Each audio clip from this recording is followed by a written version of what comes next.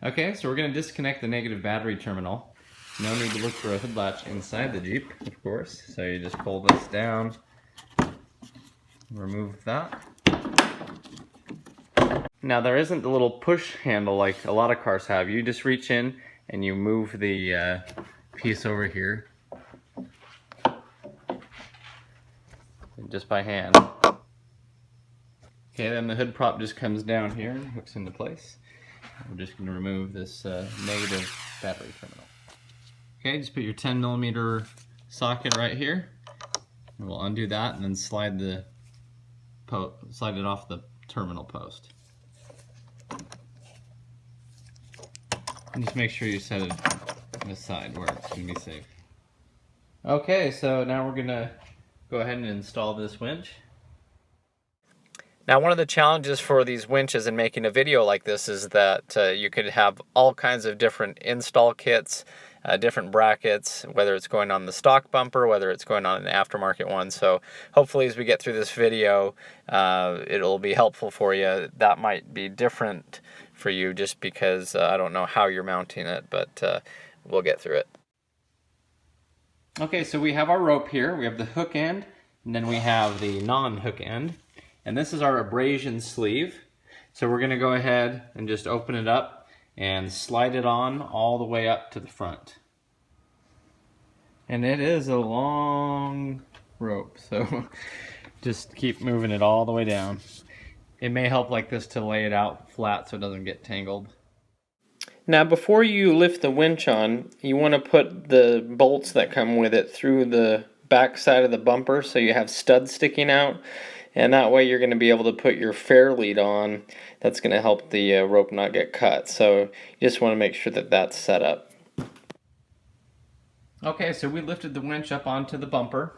On this particular bumper, since it's so closed off in the front, it's better to install this first rather than put it on the Jeep later.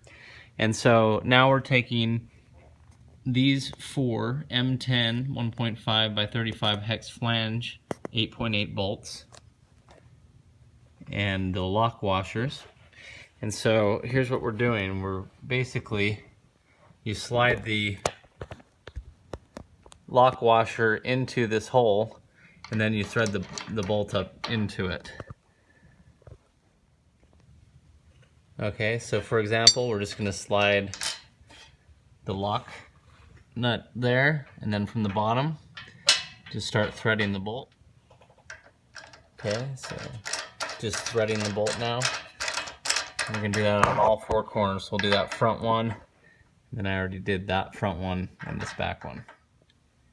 Okay, so those are all in. So this is a 15mm. I'm just going to go ahead and tighten all these down.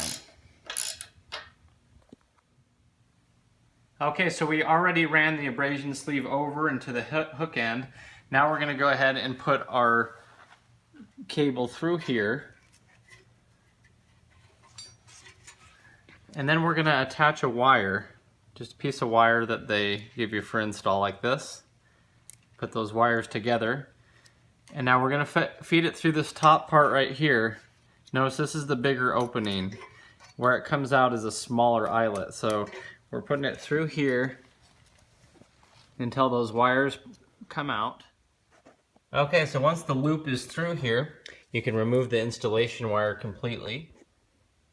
Okay, so with the eyelet sticking out now from the bottom of the drum, we're going to stick our puck in here.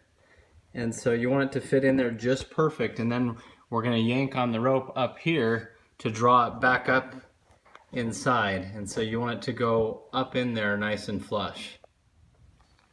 Okay, so you want to make sure that your puck is lined up here and going right into that groove horizontally. We did rotate the drum a little bit just to get it lined up here, and so now we're just pulling on the bottom of the line, and as we're doing that, it's drawing it into the drum. You just gotta make sure you don't have any of the cable get wadded up where the puck's going in the front. So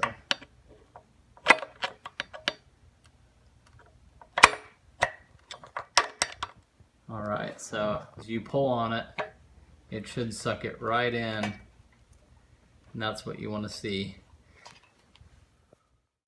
Now the instructions called to run the power and ground wire through the grille. However, on this new Jeep you can't do that because the grille's cut off. So I did come through here and I added the negative and the power to the battery, and there were spots where I just took the nuts off and re-added it that you can see there.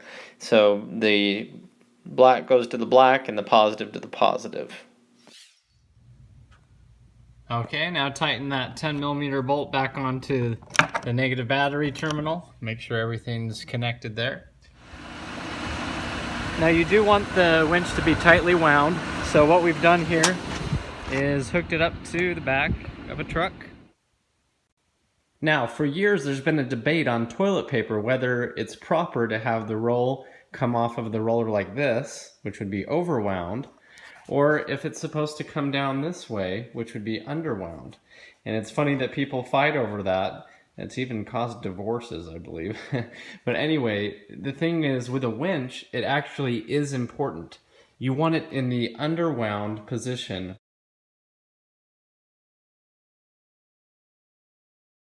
And the reason for that is because there's a lot less strain on the mounting hardware when it's coming off the bottom of the winch.